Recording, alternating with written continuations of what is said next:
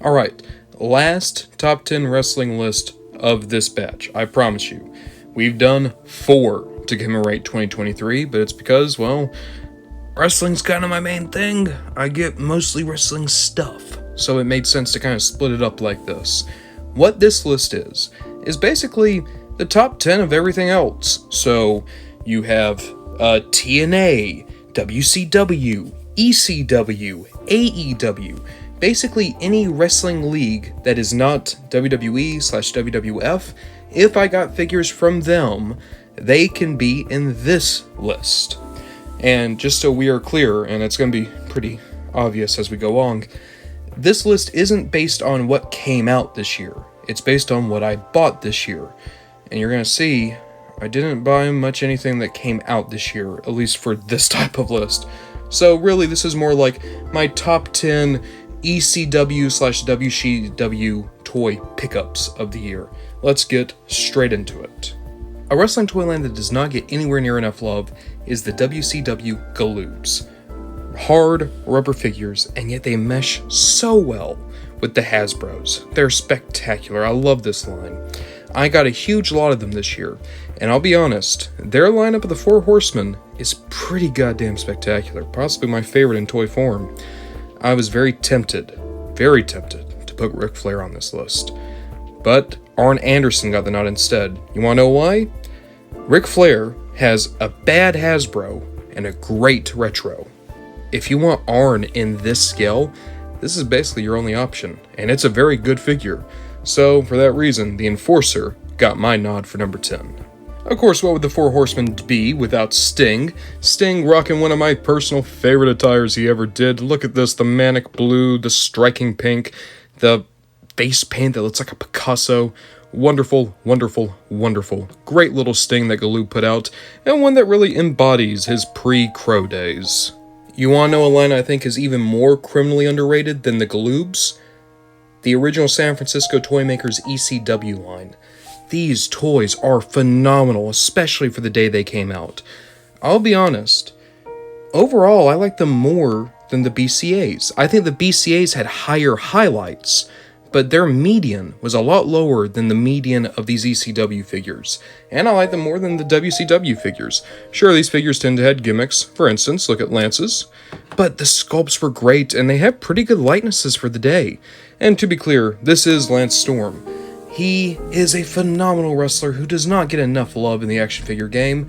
The only reason I didn't rank this one higher is because ECW did a better version of this guy with his Canadian attire.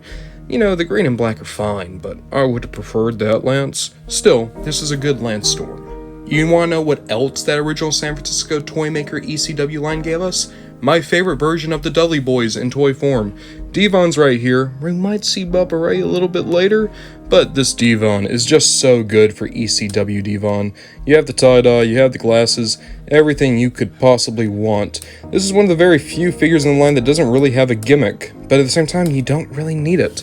My one complaint with him is that he's just a little too short, especially when compared to his partner, Bubba Ray. Going back to the Galoob line, it's Sid. It has to be Sid. Look at him, he's so goofy. He is noticeably larger than basically any of the other Galoobs. I think the only one that was ever taller than him was the El Gigante figure. Yeah, you better believe it. Giant Gonzalez had a Galoob. Sid is just so good. So goofy. I adore him. We're getting into our top 5 now, and stop the fucking music! It's Shane Douglas. Look at this creep. I love him. He has tassely boots. His head's just a little too big.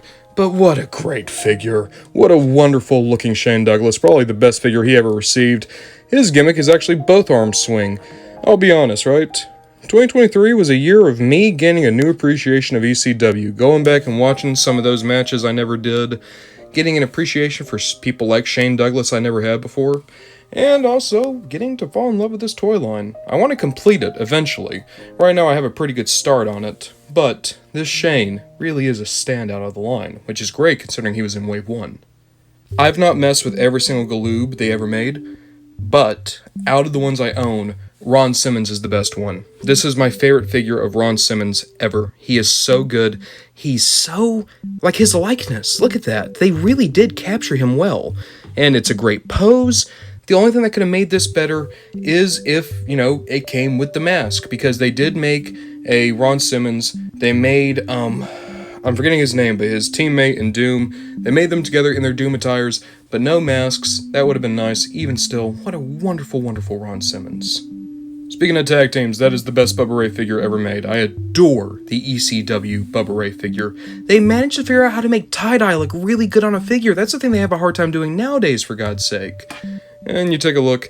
Unfortunately, Devon is either way too small or Bubba is way too big. I lean more towards Devon is way too big, or rather Bubba is way too big. But both these figures together are just so goddamn good, and I'm so happy to finally have them on the shelf. Some love to the Toy Biz WCW line. This is a pretty solid Wolfpack Hogan.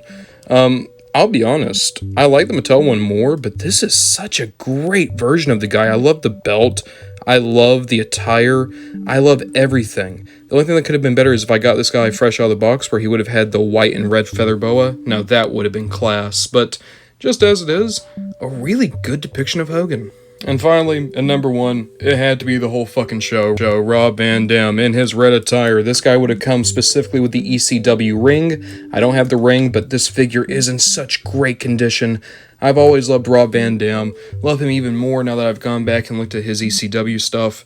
And it just feels really nice to have this figure. It feels even better that I did a wrestling top 10 list that didn't include a single Bret Hart. All I had to do was cut out any opportunity for anything ever made by the WWF to appear.